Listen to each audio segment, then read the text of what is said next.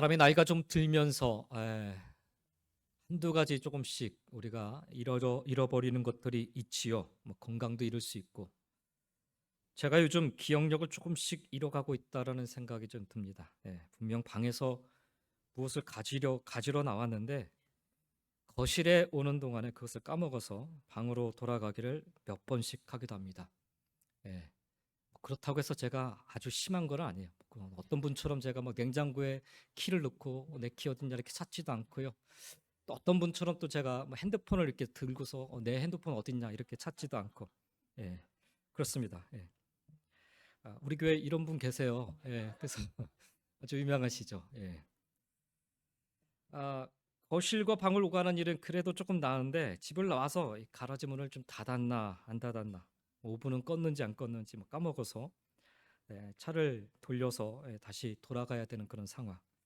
그럴 때면 좀 제 스스로도 좀 화가 나기도 합니다. 근데 문득 우리 인간의 그런, 우리 육신의 그런 기억력 얘기를 하는데, 문득 저의 신앙의 기억력은 어떠한가 좀 생각해 보게 되었습니다. 지나온 삶을 돌아보며 하나님이 얼마나 복을 주셨는지를 생각해 보면서 수많은 시간들을 하나님께 감사했었습니다. 그러나 그 감사를 또 얼마나 쉽게 잊어버렸던지, 돌아서면 또 불평하고 또 의심하고 또 불안해하면서 살았던 제 자신을 바라보게 됩니다. 이상하게도 은혜로웠던 시간보다는 가슴 아팠던 시간들이 더 깊이 생각이 나, 하나님을 찬양하기보다는 원망하고 또 괴로워했던 시간들이 더 많았던 것 같습니다. 근데 참으로 놀랍게도 그러한 신앙의 기억력이 점점 쇠락해 가는 것 때문에 단 한 번도 제 스스로에게 화를 내거나 속상해하지 않았다라는 것입니다. 오늘 말씀은 이 신앙의 기억에 대한 말씀입니다.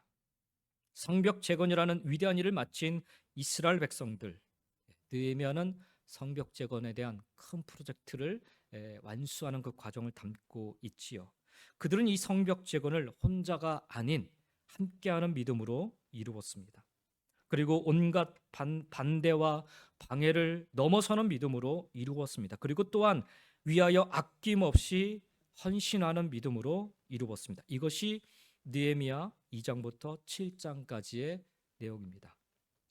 이 함께하는 믿음, 그리고 넘어서는 믿음, 그리고 헌신하는 믿음으로 그들은 성벽을 재건할 수 있었던 것입니다. 그리고 그렇게 성벽을 재건하게 된 그들은 성벽 재건으로 그들의 할 일은 다 끝났다 그렇게 생각하지 않고 이제 하나님의 말씀을 통해 영적인 회복을 갈망하고 그것을 경험하게 됩니다.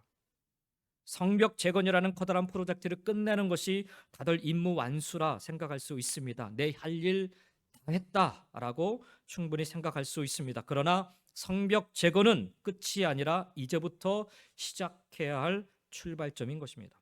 성벽을 재건한 이유는 바로 그 안에서 성전을 중심으로, 하나님의 말씀을 중심으로 다시금 일어서야 하기 때문인 것입니다. 그래서 성벽 재건을 끝으로 일상으로 돌아가야 하는 것이 아니라 이 성벽 재건을 시작으로 하나님을 향한 우리의 신앙과 믿음을 회복하여야 하고 하나님이 부어주실 참된 부흥을 이루어야만 하는 것입니다. 바로 그 영적 회복과 부흥의 출발점에 서 있는 느헤미야 시대의 이스라엘 백성들이 그때 하였던 일이 무엇인가? 오늘 말씀을 통해 우리는 이것을 확인하고 우리도 그와 같은 모습으로 하나님 앞에 살아가기를 간절히 소망합니다. 이제 성벽을 재건하고 새롭게 이스라엘의 회복과 부흥을 준비하고 꿈꾸는 자리에서 에스라와 느헤미야는 이스라엘 백성들을 성전 앞에 모아놓고서는 앞으로 나아갈 국가적 민족적 청사진을 펼쳐 설명하는 것이 아니라 자신들의 지나온 신앙의 발자취를 돌아보며 하나님의 일하셨음을 기억을 합니다. 하나님을 기억하는 것이 그 무엇보다 그들의 회복과 부흥에 앞서 중요하기 때문입니다. 회복과 부흥을 위한 그 어떤 장대한 계획보다 하나님을 기억하는 것이 중요하기 때문입니다. 오늘 우리도 우리 삶의 회복과 부흥을 이루기 원한다면, 신앙의 회복과 부흥을 꿈꿔 나가기를 원한다면 우리 삶 속에 임하셔서 역사하신 하나님의 손길들을 기억하는 시간이 모두 다 되시기를 먼저 주의 이름으로 간절히 축원드립니다. 첫 번째로 그들이 기억하였던 것은 하나님의 구원하심입니다. 여러분, 절망 가운데, 고통 가운데 우리를 그대로 내버려 두시지 않으시고 반드시 구원하여 주시는 하나님이심을 여러분 모두 기억하시기 바랍니다. 이스라엘 백성들은 애굽에서 노예로 사는 동안에 고통받고 절망했었습니다. 그래서 그들은 하나님께 부르짖었지요. 하나님은 고통받던 그 백성들을 감찰하시고 그들의 부르짖음을 들으사 기적적인 구원을 베푸셨습니다. 9절에 그러죠. 주께서 우리 조상들이 애굽에서 고난 받는 것을 감찰하시며 홍해에서 그들의 부르짖음을 들으시고 말씀합니다. 그렇습니다. 진정한 회복과 부흥의 출발점은 하나님의 구원의 역사를 기억하는 것입니다. 우리는 하나님의 구원하심으로 구원받은 자들입니다. 그렇기 때문에 더 이상 죄의 노예로 사단의 권세에 눌려 힘없이 살아가는 존재가 될 수 없습니다. 그렇기 때문에 하나님의 회복하심이 있고 부흥케 하심이 있는 것입니다. 하나님은 홍해가 가로막혀 더 이상 나아갈 수 없는 이스라엘 백성들에게 그 홍해마저 가르시고 마른 길을 내사 그들을 구원의 길로 인도하신 분이십니다. 모세의 기도를 외면하지 않으시고 들으사 바다 사이로 길을 만드셨던 하나님은 우리의 죄를 위해 독생자 예수를 십자가에 내어 죽게 하심으로 사망에서 생명으로의 길을 내어 주신 분이십니다. 그 하나님께서 우리 삶의 고비마다, 우리 삶의 순간마다 우리의 삶을 감찰하고 계십니다. 그리고 구체적으로 구원의 사역을 이루시는 줄 믿습니다. 그리고 또한 이루어 가실 줄 믿습니다. 바벨론 포로 시대를 지나 정말 놀랍게도 약속하신 그대로 하나님은 당신의 구원을 이루어 이 백성들로 하여금 다시금 예루살렘으로 돌아오게 하셨습니다. 그리고는 성전을 회복하고 말씀을 회복하고 성벽을 회복하며 이제는 이스라엘 민족을 회복시킬 단계에 놓여 있는 그들이 과연 무엇을 의지하고 무엇을 믿어야만 하는 것일까요? 에스라와 느헤미야는 이방 나라의 권세나 세상의 힘과 무기가 아닌 구원의 하나님을 다시금 굳게 붙잡는 것이 무엇보다 필요함을 절실히 깨달았습니다. 그래서 회복을 위해, 부흥을 위해서는 구원의 하나님을 기억하여야 한다라고 백성들에게 가르쳐 선포하고 있는 것입니다. 역경을 만날 때마다, 고난을 당할 때마다 그들을 바라보시고 그들을 구원하셨던 하나님이셨습니다. 그래서 번번이 회복되었고 때마다 부흥을 이룰 수 있었습니다. 그것을 다시금 기억하고 붙잡는 것이 그래서 중요했던 것입니다. 사랑하는 성도 여러분, 우리도 마찬가지예요. 참된 회복을 원하십니까?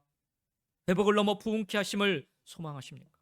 그렇다면 무엇보다 역경을 만날 때마다, 고난을 당할 때마다 우리를 바라보시고 우리를 구원하시는 그 하나님을 오늘 기억하시기 바랍니다.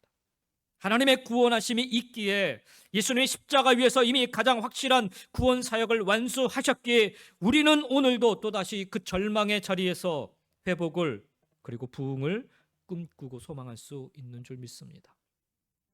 그러므로 오늘도 우리의 회복과 부흥의 출발점에서 구원의 하나님을 기억하시며 신실하신 하나님의 보좌 앞에 나아가 간절하게 부르짖을 수 있는 저와 여러분 모두가 되시기를 주의 이름으로 간절히 축원드립니다.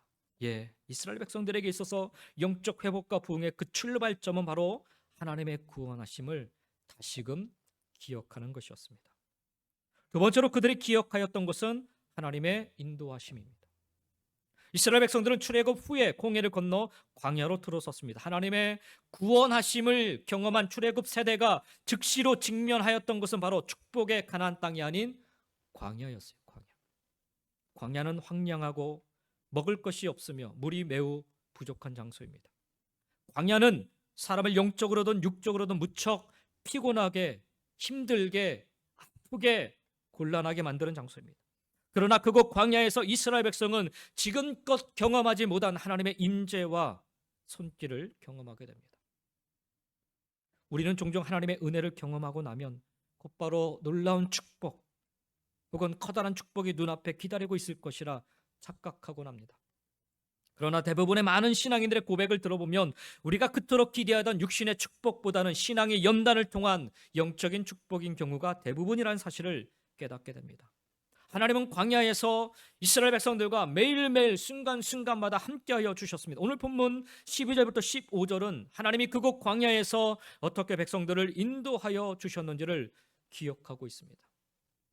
이제 막 영적 회복과 부흥의 자리로 나아가려는 이스라엘 백성들에게 가장 중요한 것은 이 방향성입니다. 어떠한 회복과 어떠한 부흥을 꿈꾸며 나아가야 하는지 그 방향성이 매우 중요합니다. 그래서 마치 광야에서 하나님의 매 순간마다 인도하여 주셨던 사실을 기억하는 것이 중요했던 것입니다. 첫 번째로 광야에서 하나님은 구름 기둥과 불 기둥으로 이스라엘 백성들을 인도하셨습니다. 오늘 본문 12절 말씀이죠. 낮에는 구름 기둥으로 인도하시고 밤에는 불 기둥으로 그들이 행할 길을 그들에게 비추셨사오며. 구름 기둥과 불 기둥은 하나님 임재의 상징입니다. 광야에서 그들은 낮에도 밤에도 하나님의 임재 안에서 살았습니다. 사실 그들이 광야에서 40년이라는 세월을 버틸 수 있었던 것은 바로 그 구름 기둥과 불 기둥의 하나님의 임재 때문이었습니다. 도처의 위험이 있고 육체적인 고통을 감수해야 하는 그 자리에서 하나님의 임재에 대한 경험이 그들을 그 광야에서 지탱케 하는 그런 힘이 되었던 것입니다. 여러분의 광야에는 무엇이 있으십니까? 무엇으로 인해 버티고 계십니까? 그나마 자신하고 있는 여러분의 건강으로 버티시는지요? 조금씩 번성하고 있는 사업이 여러분의 버팀목이 되고 있는지요? 아니면 보기만 해도 흐뭇한 여러분의 자녀들 혹은 사랑하는 아내나 남편 때문인지요? 이스라엘의 멸망과 포로 생활을 경험하였던 느헤미야 당시의 백성들에게는 그 어떤 것도 나를 버티게 해줄 힘과 능력이 되지 않음을, 될 수 없음을 깨닫게 되었습니다. 오랜 전쟁으로 수없이 많은 사람들이 하루아침에 죽음으로, 시체로 길바닥에 나뒹구는 그 현실 앞에서 건강은요, 더 이상 광야와 같은 우리 인생의 버팀목이 되지 못했습니다. 사업은 어떻습니까? 포로로 끌려가면서 하루아침에 그동안 조상 대대로 일궈 놓았던 자신들의 기업은 더 이상 내 것이라 주장할 수 없게 되었고, 포로지에서 오히려 노예로 일하며 하루하루 근근히 살아가는 인생으로 전락해버렸으니까 그것 또한 자랑거리가 될 수 없었습니다. 하루아침에 다 날아가버려요. 가족들은 어떻습니까? 굶주림의 자식들을 잡아 먹어야만 하는 참으로 비참한 현실을 그들은 그 멸망의 순간에 경험해야만 했습니다. 그토록 자신만만했던 것들이 한순간에 다 사라져버렸습니다. 하나님의 손이 함께 하시지 않으면 이 한순간에 다 날아가 버릴 수 있다라는 사실. 그래 이제 그들이 영적 회복과 부흥을 고대하면서 깨닫게 됩니다. 광야에서의 하나님의 인도하시며 그곳에서 하나님께서 어떻게 당신의 백성들을 인도하셨는지를 구름기둥과 불기둥으로 낮과 밤으로 하나님의 임재하심을 그들이 경험하면서 그 힘들고 어려운 그 광야 40년의 고통의 시간을, 역경의 시간을 이겨낼 수 있었음을 그들은 기억하고 다시금 깨닫게 되었습니다. 성전이 세워지고 하나님의 말씀이 다시 회복되어지고 성벽이 세워졌지만 여전히 그들 앞에는 두려움의 그런 상황들이 놓여 있었어요. 한순간도 마음 놓고 쉴 만한 평안함을 누릴 만한 그런 상황이 아니었어요. 그래 아무도 예루살렘 그 성 안에 살려 하지 않았던 거예요. 말씀을 보면 그래서 그들이 제비뽑기를 하고 사람들을 모아서 예루살렘 성 안에 거하게 만들잖아요. 아니 거기 거하면 이방 민족들에 의해서 어느 순간에 그냥 하루아침에 사라질 수밖에 없는 그런 상황이 눈앞에 펼쳐지는데 누가 그런 일을 하겠습니까? 그래서 그들은 바로 이 광야에서 그 고통의 순간에, 정말 절망의 순간에, 아무것도 의지할 수 없는 그런 순간에 어떻게 살았는지를 기억해야만 했습니다. 하나님의 임재하심, 그 임재하심의 인도하심으로 그들은 그 광야에서 살 수 있었던 것입니다. 오늘 여러분의 광야에서 하나님의 임재하심을 간절히 소망하시기 바랍니다.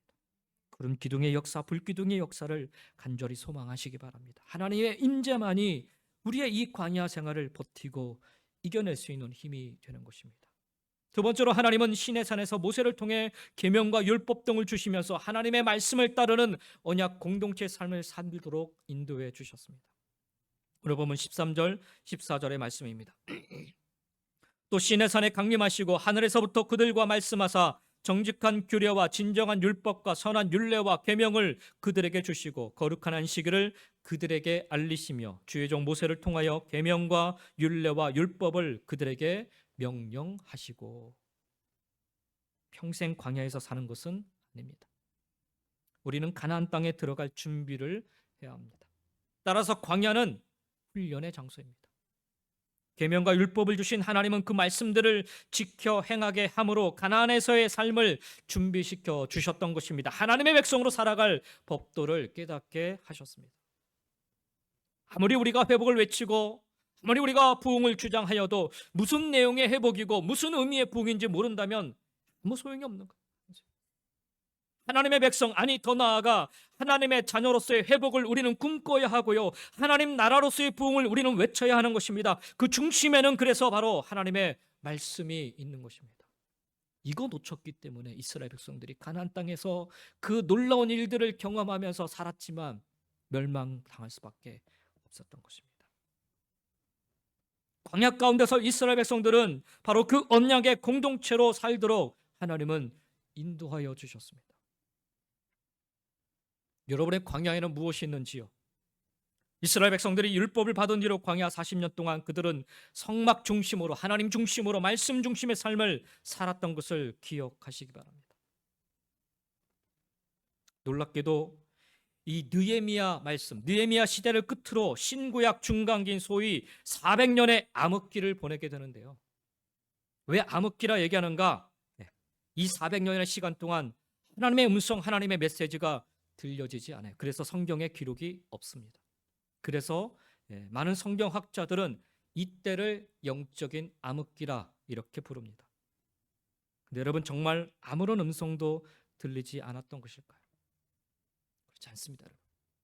이 400년의 시간 동안에 놀랍게도 하나님의 말씀이 보존이 됩니다.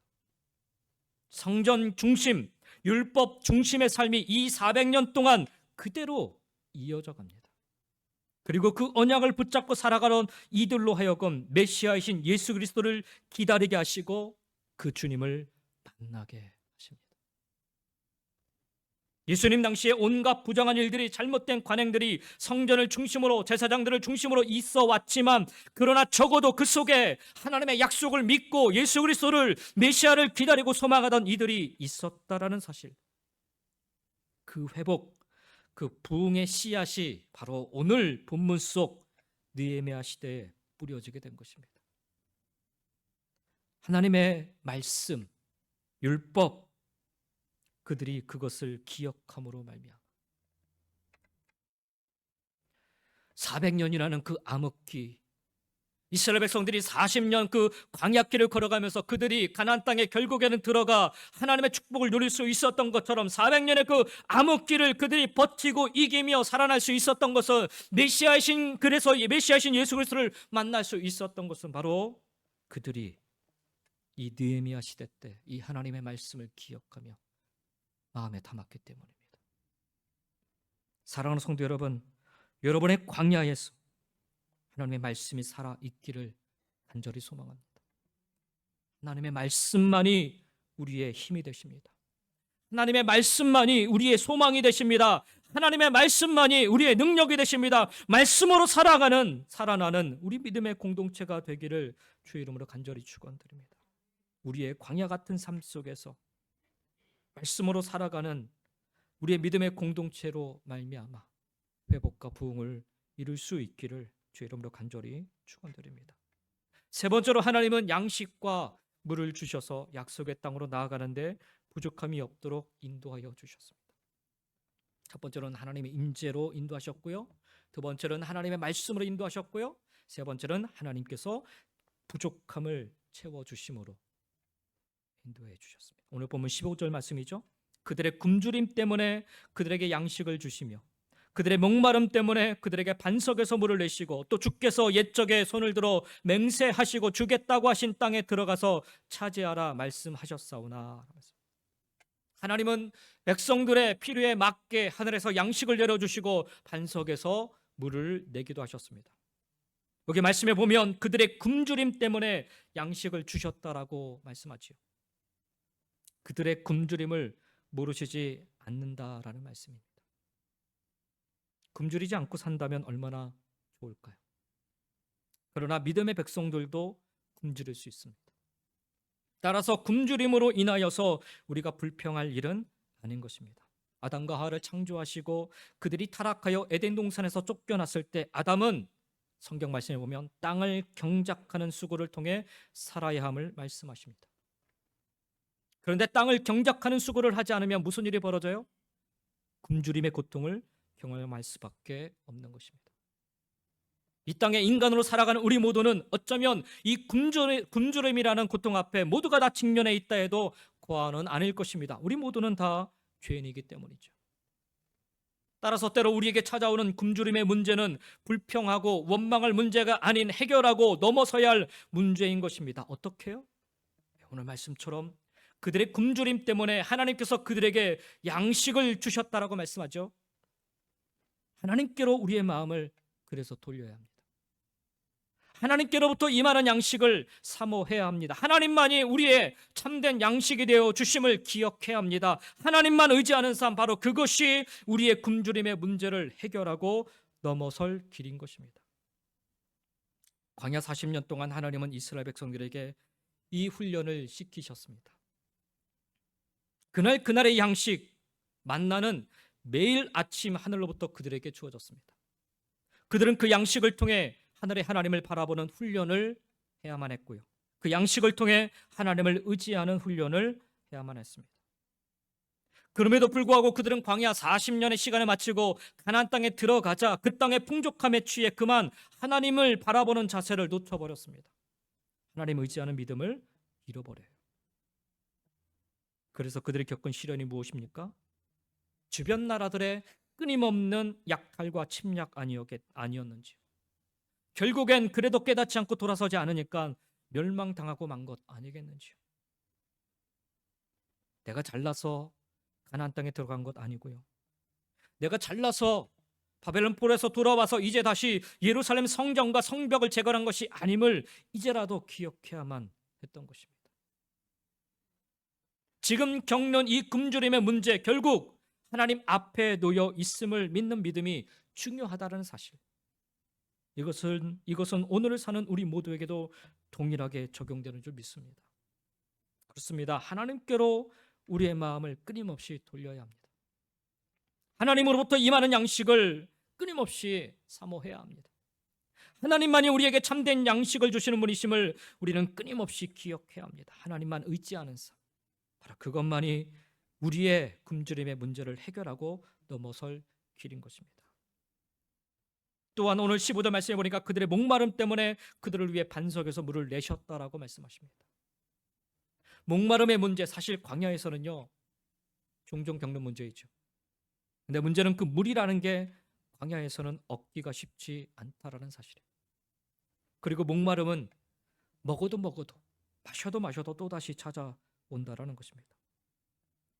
얻을 수 없는 환경인데 하나님은 그 목마름의 문제를 얻을 수 없는 반석에서 해결해 주십니다. 물이 풍족한 오아시스로 인도해 주시면 쉬울 텐데 그러지 않으시고 굳이 얻을 수 없는 반석에서 물을 내어 그들에게 목마름의 문제를 해결해 주십니다. 그 이유가 무엇이겠는지요? 쉬운 환경에서 물을 얻으면 하나님을 결코 믿지 않습니다. 하나님을 결코 의지하지 않습니다. 다들 자기 힘으로 자기 능력으로 이것을 얻었다 여깁니다. 하나님이 인도하여 간 길이려도 마찬가지예요. 그러나 반석은 다르죠. 반석. 도무지 그곳에서 물을 얻을 수는 없습니다. 제 아무리 능력자라 하여도 반석을 어떻게든 힘으로 부서뜨릴 수 있을지는 몰라도 그곳에서 물을 얻는다는 것은 불가능합니다. 애당초 물을 얻을 수 없는 환경이기 때문입니다. 그래서 반석에서 물이 솟아나오게 되었을 때 하나님을 주목하여 바라게 됩니다.